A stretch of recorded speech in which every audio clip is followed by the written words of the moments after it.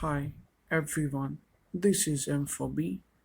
In this video, we're going to discuss about immune system, especially the ways to boost and correct your immune system.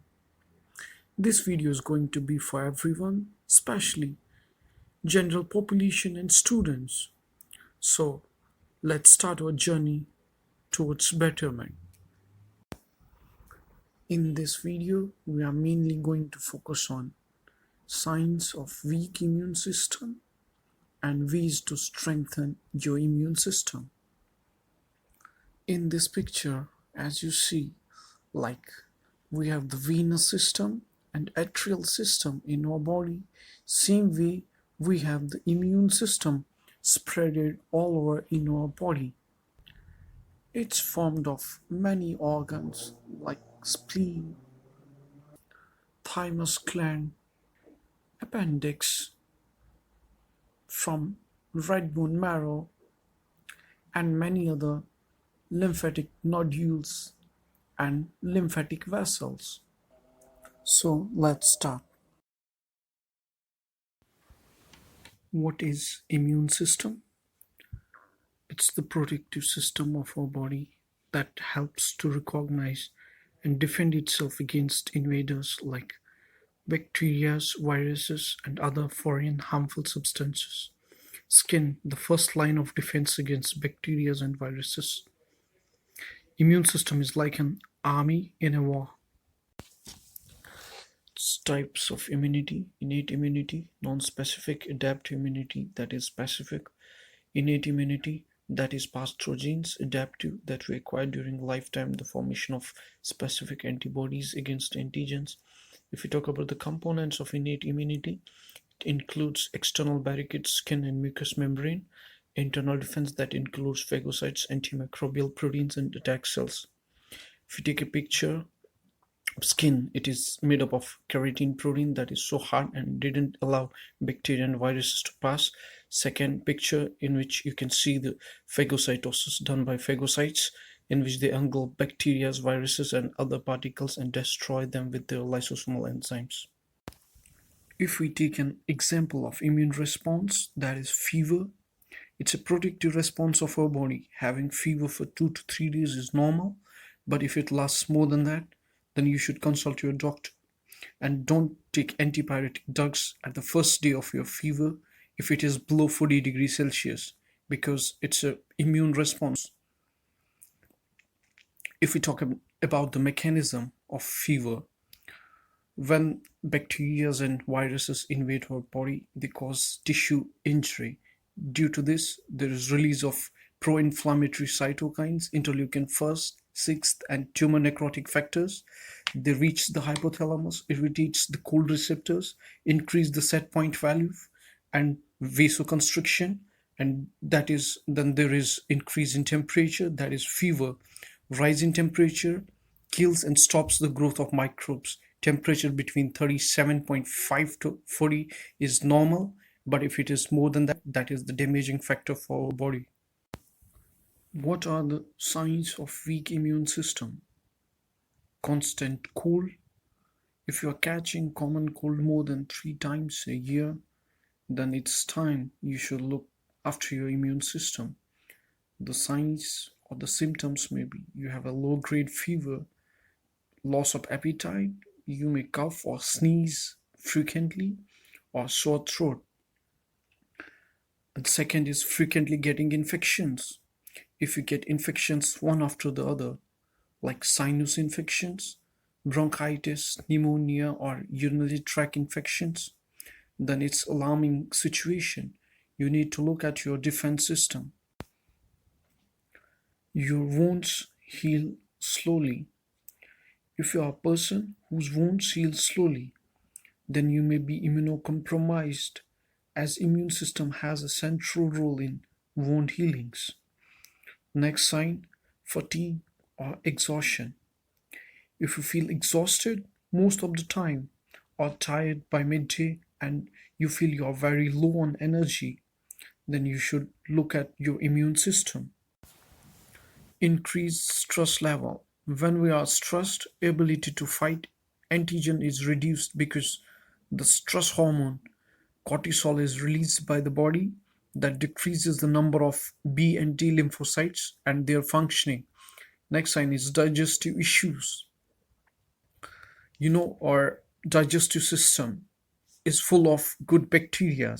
When we are low at immunity, you have signs like loss of appetite, frequent diarrheas, and other digestive issues. Next sign is skin rashes. If you are low at immunity, you frequently get fungal infections in the foot or hands, and Alzheimer's, an autoimmune disorder, and herpes sores. Also, a sign of hair loss, alopecia. It's an autoimmune condition in which there is a patchy hair loss. Now, the question is how to strengthen your immune system. There are a few things we can start with. Number one, drink enough water. As you know, an adult human body has up to 60% of water. What is a miraculous drink we can start with? It has 0 calories in it. Drinking 5 to 6 glasses of water a day is enough. It helps to flush toxins, eliminates bacteria naturally out of the body. It increases the kidney functioning, helps in metabolism, helps in weight loss. Second thing you can start with is exercise daily, 30 to 35 minutes. It improves your cardiovascular system functioning as well as immune system. You can start with a walk, side stretchings, or toe touch. It improves peripheral circulation and it increases the number of WBCs, that is, white blood cells. Proper sleep every night, 7 to 8 hours, can bring miraculous changes in your life. As the sun sets, your pineal gland starts releasing melatonin, which reaches highest concentration by midnight, 11 to 12 o'clock. While you sleep, there is production of special proteins called cytokines, which promote sleep, helps combat infections and stress situations. They help to combat stress situations by decreasing the production of cortisol. Citrus fruits contain vitamin C, so start adding them in your diet. For example, orange. One orange contains up to 80 milligram of vitamin C. Vitamin C plays a great role in immune stimulation. Lemons. They contain up to 40 milligram of vitamin C. The daily requirement for vitamin C is 70 to 90 milligrams. Vitamin C is a powerful antioxidant which protects our cells from free radical damage. It also helps in differentiation of white blood cells. It produces collagen that provides basic structure of our bones, skin, and ligaments.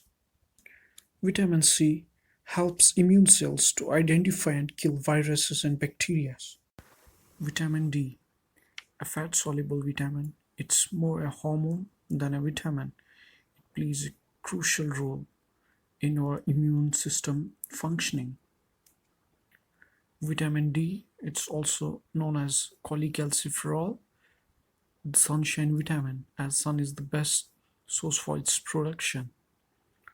As the sunlight falls onto the skin, there are precursor molecules, 7-dehydrocholesterol, which is transferred to the liver where it changes 25 hydroxyvitamin D. Then it is transported to the kidneys where it changes into 1 and 25 dihydroxyvitamin D, and there is active stimulation of vitamin D, which is transported to the intestines where it helps in the absorption of calcium and to other parts of the body. It helps in direct T cell activation as it's known that these cells have the receptors for vitamin D, which directly enhances their functioning. So 25 minutes sun exposure twice a week is enough to maintain your vitamin D balance. Quit smoking. Let me tell you, smoking is the risk factor for almost all diseases. A single cigarette decreases your life by 10 minutes. As you burn a cigarette, 7,000 chemicals are released that chronically changes your epithelial lining and makes you more prone for respiratory illnesses like COPD, chronic obstructive pulmonary disease. Smoking cigarette is not just bad for you, but the family that lives around you, as they are getting passively affected by this. So say no for your kids. Let them live happy.